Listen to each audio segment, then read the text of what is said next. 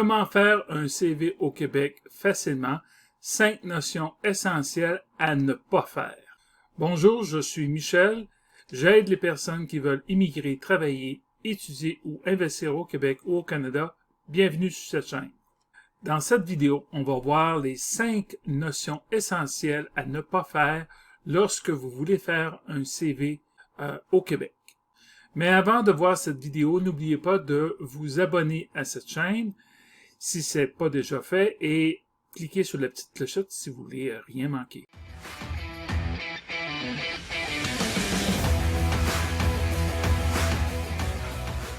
Aussi, regarde la vidéo au complet parce que tu vas avoir beaucoup d'informations dans cette vidéo. Le premier point que tu devrais faire lorsque tu veux créer un CV qui soit attractif, la première erreur que tu devrais éviter, c'est de faire un CV trop long, beaucoup trop long.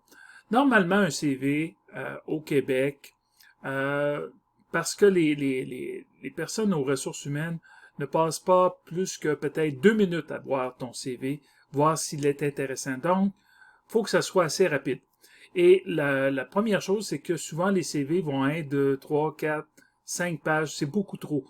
Normalement, un CV ne devrait pas être plus que de 2 pages maximum. Parce que plus de 2 pages, c'est parce que c'est pour quelqu'un qui va avoir peut-être un informaticien, qui va avoir beaucoup de langages, différents langages informatiques. Et ça, pour certains types de postes en informatique, vous avez besoin d'en connaître plusieurs comme tel. Mais si vous avez moins de 7 ans d'expérience dans votre domaine, normalement, vous ne devriez pas avoir plus que de 2 pages pour votre CV. Si vous avez plus de 7 ans, là, vous pouvez peut-être avoir 3 ou 4 pages, mais disons pas plus. Juste pour le CV, on parle. On parle pas s'il y a une lettre de présentation. Je vais en parler un petit peu plus tard dans cette vidéo. C'est pour ça que vous devriez rester jusqu'à la fin. Donc, vous devriez avoir pas plus de 2 pages au maximum parce que c'est vraiment, je pourrais dire, une loi non écrite pour avoir des CV qui sont qui vont être attractifs pour les employeurs. L'autre erreur que je reçois souvent des immigrants qui m'envoient leur CV est qu'ils envoient leur CV que vous avez fait dans votre pays, sans aucune modification.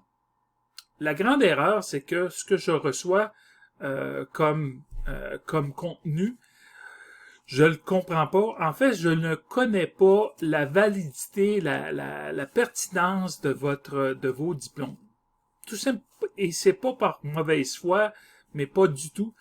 J'aimerais bien pouvoir comprendre, mais si chaque pays a sa façon, a son système scolaire, ses diplômes, et faudrait que je regarde chaque pays, ce que ça veut dire, ça prendrait un temps immense pour pouvoir déchiffrer si votre CV a vraiment une valeur. Je me place à la personne qui veut embaucher des travailleurs et si elle doit faire le travail à votre place en se disant est-ce que ce diplôme-là que vous me dites, plus les qualifications que vous avez mis sont conformes à ce que nous, on recherche dans notre entreprise? Alors là, à ce moment-là, si vous êtes, vous venez soit de l'Afrique, de l'Europe, de l'Amérique du Sud, peu importe le pays, s'il faut la personne aux ressources humaines commence à regarder ou à analyser si votre diplôme est conforme à ce qu'il recherche et est un équivalent des diplômes qu'il demande comme condition, ça va devenir excessivement difficile. C'est pourquoi que vous, en tant qu'immigrant, si vous voulez immigrer au Québec et vous trouvez un emploi, vous devez faire le travail à la place des personnes aux ressources humaines. C'est-à-dire, je m'explique, vous devrez regarder ce que vous avez comme diplôme et comme emploi antérieur que vous avez fait ou l'emploi actuel que vous avez actuellement et de faire une comparaison, je vous dirais, au niveau, premièrement, la première chose, ce serait au niveau du diplôme, et ça, je vais en reparler. Je vais commencer par les critères au niveau du travail que vous regardez comme tel et que vous voulez appliquer sur cet emploi-là. Vous voulez postuler sur cet emploi-là. Si les critères que vous avez actuellement ne coordonnent pas vraiment avec les critères de l'emploi que vous voulez, sur lequel vous voulez postuler, la personne aux ressources humaines qui veut vous engager, qui aimerait bien vous engager, mais si elle ne le sait pas, qu'est-ce que ça veut dire exactement, ce sera très difficile pour elle de pouvoir vous appeler en entrevue. C'est pourquoi que vous devrez faire, c'est vraiment là un grand travail à faire, je vous le dis, c'est pas si simple, mais vous devrez le faire vous-même. Une fois que vous le savez, à un moment donné, si vous postulez sur différents emplois qui ont à peu près les mêmes similitudes, une fois que c'est fait, ça va se ressembler. Mais la première chose, c'est de regarder, voir au niveau marketing. Je dis pas de faire des fausses déclarations, c'est pas du tout ça. Vous devez, si vous le dites, c'est parce que vous le savez. Mais vous devez, au niveau marketing, faire en sorte que vos compétences sont à peu près semblables à ce que vous recherchez dans le poste pour que la personne aux ressources humaines au Québec puisse vous trouver que oui, cette personne-là a du potentiel et je pourrais l'engager parce que cette personne-là a beaucoup de critères qu'on recherche et elle les a. Mais pour ça, vous devez faire l'effort de devoir montrer que vous avez ces critères-là à l'embauche. Et vous devrez le démontrer. Et la plus simple façon pour pouvoir faire en sorte que vous devez faire ce genre de travail-là, c'est de reprendre un peu les mots qui sont dans l'offre d'emploi au niveau marketing et de les mettre aussi dans votre CV que vous allez refaire le CV québécois que je vous dis. Mais avant de faire ça, il faut que ce soit réel. Là. Ce que vous dites là, c'est pas juste de le dire, mais vous êtes capable aussi de l'appliquer. Et si on vous appelle en entrevue, vous allez être capable de pouvoir défendre et d'être capable de pouvoir vulgariser tout ça là. Parce que si vous dites quelque chose et vous ne le savez pas vraiment, juste pour faire bonne impression, ça marchera pas parce qu'on vous engagera pas. On va le voir tout simple.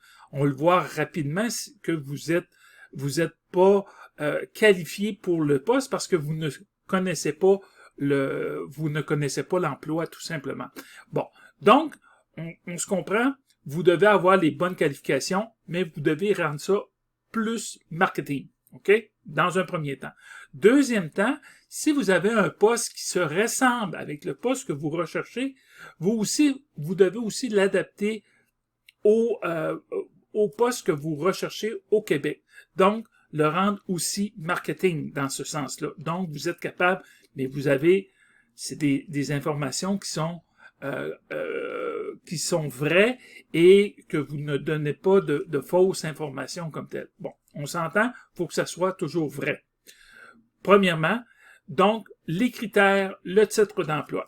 La troisième chose que je vous dirais, et là j'en reviens sur les diplômes, c'est que je vois souvent, on m'envoie des diplômes, les personnes donnent leur diplôme, mais sauf que le système, que ce soit en Afrique, en Europe, que ce soit comme en France par exemple, ou que ce soit en Amérique du Sud, le système scolaire n'est pas du tout pareil avec votre système scolaire dans votre pays. Donc, vos diplômes, je dis pas qu'ils sont pas bons. Je dis juste qu'on ne les connaît pas.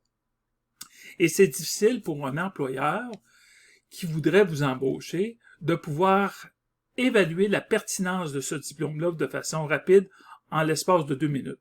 Donc, vous devez faire le travail à la place de la personne qui veut vous embaucher. Parce que si vous envoyez directement seulement vos diplômes que vous avez faits, vous pourriez dire, exemple, vous avez fait un master ou une licence dans un domaine comme tel, cela équivaut à un diplôme de cégep ou de collège au Québec, ou cela équivaut à un diplôme d'études professionnelles. Vous pouvez marquer le titre de votre diplôme, il n'y a pas de problème, sauf que vous devez savoir ce à quoi il correspond au niveau québécois votre diplôme. Et ça, je vais vous dire, là, vous allez avoir comme 50% de votre, je dis 50%, ça pourrait être un peu plus, ça pourrait être un peu moins, mais en fait, c'est que, ce que je veux dire, c'est que la personne n'aura pas besoin de commencer à essayer de deviner ce que vaut votre diplôme. Elle va l'avoir tout de suite, elle va dire, ah, bon, ça correspond à un niveau au niveau secondaire, au niveau du collège ou au niveau universitaire. De toute façon, je vais en reparler dans d'autres vidéos sur le système québécois. Puis si vous avez des commentaires ou des suggestions ou des questions à me poser, faites-le puis laissez-le sous la vidéo. Le troisième point que je veux en venir dans cette vidéo, c'est souvent les personnes mettent des informations qui sont non pertinentes pour le poste que vous recherchez. C'est bien important. La personne qui veut vous embaucher, elle regarde les informations. Si vous avez beaucoup d'informations qui sont non pertinentes pour vous. Exemple, j'ai vu beaucoup de personnes qui mettaient leurs photos. Oubliez ça. Au Québec, on ne veut pas de photos parce que ça peut être discriminatoire. Donc, mettez pas de photos, c'est tout. Mettez seulement soit un dessin ou peu importe, ou mettez rien du tout. C'est encore mieux. Un simple CV bien ordinaire va faire très bien le travail, sauf que mettez de l'information pertinente dans votre CV. Si vous êtes marié, célibataire, ça, c'est pas important. On n'a pas de besoin. On veut pas savoir votre vie personnelle. C'est pas important que vous ayez 2, 3 enfants, que vous soyez marié, que vous soyez célibataire. Ça n'a rien à voir. Vous n'êtes pas plus compétent ou moins compétent à cause de ces raisons-là, mais pour nous, au Québec, on ne recherche pas la personne parce qu'elle a un statut d'être mariée ou a 3 enfants. Vous devez comprendre que au Québec, les employeurs recherchent des personnes pour combler des postes. OK? Combler parce qu'ils ont un besoin de main-d'œuvre. Il y a 200 000 postes, comme j'ai déjà dit dans mes autres vidéos, 200 000 postes disponibles au Québec. Donc, et les besoins en main-d'œuvre sont urgents dans plusieurs domaines. Donc, à ce moment-là, elle veut des personnes qui sont compétentes. Que vous soyez marié, que vous soyez célibataire, la personne aux ressources humaines s'en fout. C'est pas ça qu'elle veut. Elle veut avoir des personnes compétentes. Et si vous êtes capable de démontrer que vous êtes une personne compétente pour combler ce poste-là, à ce moment-là, vous allez avoir beaucoup de chances pour pouvoir être appelé. Mais vous devez le démontrer et oubliez toutes les informations non pertinentes. Dites-vous bien sur le CV, lorsque vous allez le faire, si c'est un CV que vous avez fait de votre pays ou selon votre humeur, c'est comme ça se passe. La première chose que je vais vous dire, oubliez toutes les informations non pertinentes, enlevez-les. Gardez seulement votre diplôme, vos expériences et entre autres les critères que vous avez, les tâches que vous avez fait, entre autres. On parlera de ça dans d'autres vidéos, comment faire un CV québécois qui soit attractif. On ira dans d'autres vidéos. Et si vous avez des questions, ben vous pourrez les poser ou des commentaires, laissez-les. Aussi, ben pour moi, ça va m'indiquer ce que vous aimeriez que j'aborde comme sujet. Mais donc, les informations non pertinentes, c'est vraiment à proscrire. Laissez seulement vos informations pertinentes dans un CV québécois. Le quatrième critère où on est rendu, lettre de motivation. Bon, là, ça c'est en fait, une lettre de motivation, une lettre de présentation, appelez-la comme vous voulez. Donc, une lettre que vous écrivez avant de mettre le CV comme tel. Vous avez la lettre de présentation et le CV. Bon, alors, que ce soit une lettre de motivation ou de présentation, c'est pas le mot qui est important, c'est d'écrire ce qui est important de dire. Donc, dans une lettre de motivation, vous avez possiblement deux choses que vous devriez dire. Peut-être qu'il peut y en avoir d'autres, mais je vous en donne deux que je crois peut-être qui seraient importantes, mais il peut y en avoir d'autres aussi. Je ne dis pas que c'est exhaustif ce que je vais dire, mais que c'est juste ça. Aucunement, je ne suis pas un spécialiste des ressources humaines, sauf que par expérience, moi j'ai vu, et pour avoir parlé avec beaucoup de professionnels dans le domaine, lettre de motivation ou lettre de présentation, vous devez mettre vos intentions à long terme. Si vous voulez immigrer au Québec, vous voulez travailler, vous devez exprimer dans cette lettre-là, c'est quoi vos motivations à long terme au Québec? Est-ce que vous allez pouvoir demeurer au Québec? La personne aux ressources humaines, ce qu'elle veut savoir, si j'embauche cette personne-là, est-ce qu'il va repartir au bout de 6 mois parce qu'il n'est pas heureux d'être au Québec? Pour elle, là, c'est beaucoup. Vous devez comprendre, si elle vous embauche et qu'elle trouve que vous êtes la perle rare, bon, ben à ce moment-là, elle va se dire, bon, ben moi, je vais investir beaucoup de temps là-dessus. Je vais probablement embaucher un avocat pour faire immigrer cette personne-là. C'est beaucoup de frais pour la personne. Et si vous partez au bout de 6 mois, 1 an, et puis que vous n'êtes pas heureux dans cet emploi-là, vous allez pour un autre concurrent, c'est pas ce qu'elle veut, elle. Ce qu'elle souhaite, elle veut avoir des travailleurs qui vont rester à long terme avec cette entreprise-là. Donc, elle va essayer de les choisir pour faire en sorte que le travail ne soit pas à refaire au bout de 6 mois, 1 an, 2 ans comme tel. Elle veut avoir des personnes stables en emploi. Donc, vous devez motiver, vous devez dire pourquoi vous allez demeurer au Québec longtemps et que pourquoi cette entreprise-là serait un choix qui serait que vous seriez heureux ou heureuse à travailler pour cet employeur-là. Et je vous dirais peut-être une autre information qui peut être intéressante pour la personne aux ressources humaines, les informations qui ne se retrouvent pas dans votre CV. C'est-à-dire que s'il y a une information très pertinente pour l'emploi, là, je n'ai pas d'exemple en tête, là, mais disons que vous avez mettons que vous avez suivi une formation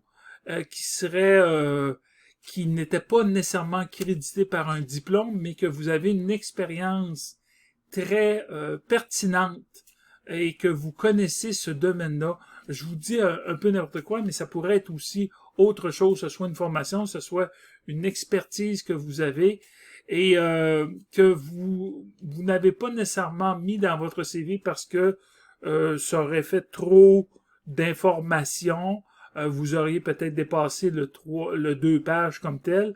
Vous pouvez l'insérer dans votre lettre de présentation dans un petit paragraphe rapide. En fait, la lettre de présentation, on se dit, là, il faut que ça soit 1 page, pas plus. Parce que arrivez pas avec 2-3 pages de présentation, c'est beaucoup trop long. Vous devez être très précis, très court, et dites tout ce que vous avez à dire dans 1 page. Et même, ça peut être 3/4 d'1 page, là, ça va être bien parfait, mais faites pas 1 page là vraiment comblée puis qui soit très longue là.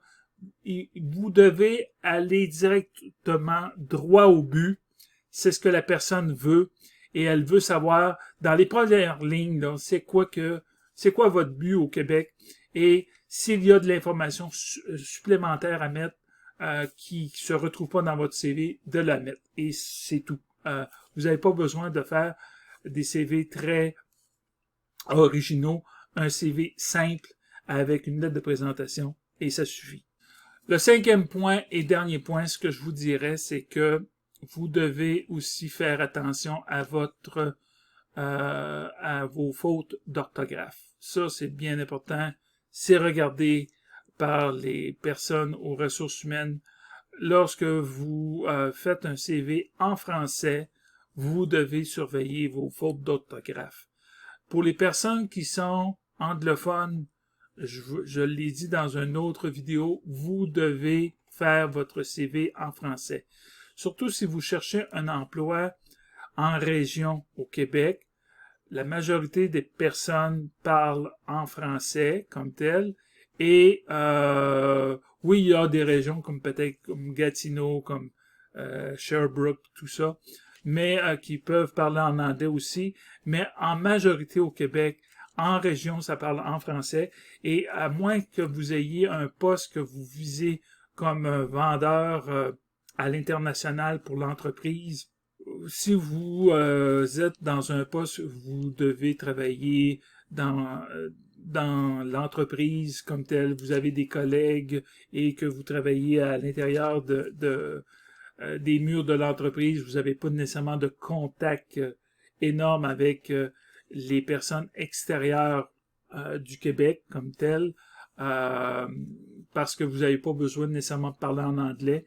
Donc, faites votre CV en français et aussi soignez votre orthographe. Faites-le relire par quelqu'un qui parle français et soignez ça parce que c'est bien important de pouvoir avoir un CV qui est intéressant.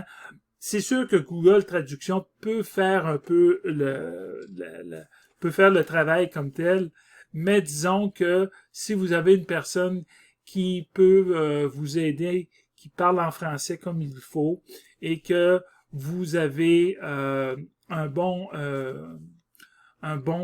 niveau de français, ou à la limite, prenez un logiciel qui va pouvoir corriger vos fautes d'orthographe, mais c'est bien important. Pas de fautes d'orthographe, en tout cas, le moins possible.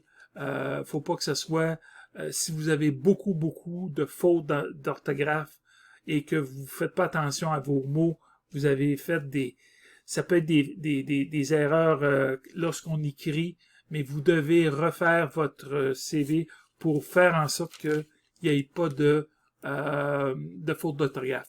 Alors, c'était le point que je voulais vous dire là-dessus. C'est tout pour aujourd'hui. N'oublie pas de t'abonner à ma chaîne si ce n'est pas déjà fait. Aussi, tu peux laisser un like, c'est toujours apprécié. Et aussi, laisse tes commentaires dans cette vidéo pour me dire, ou si tu as des questions à me poser en français ou en anglais, viens les poser sur cette chaîne, ou tu peux venir aussi sur mon site commentinvestirauquebec.com et viens poser tes questions sur mon forum et tu pourras avoir beaucoup de sujets en français ou en anglais. Aussi, je voulais te dire, avant qu'on se quitte, si tu veux avoir plus d'informations sur le sujet, tu peux acheter ma formation « Comment immigrer et se trouver un emploi au Québec sans s'arracher les cheveux ». C'est en français ou en anglais. Et tu vas avoir beaucoup plus d'informations là-dessus. C'est une formation qui dure plus de 5h30. Et je parle à peu près de tout, du début à la fin, comme tel, pour savoir comment immigrer et comment se trouver un emploi au Québec. Et dans la prochaine vidéo, je te le dis, on va parler de comment envoyer un CV au Québec, les façons de pouvoir envoyer ton CV et que ça puisse se rendre à la personne aux ressources humaines. Fait que là-dessus, ciao, on se revoit dans la prochaine vidéo. Merci, bye bye!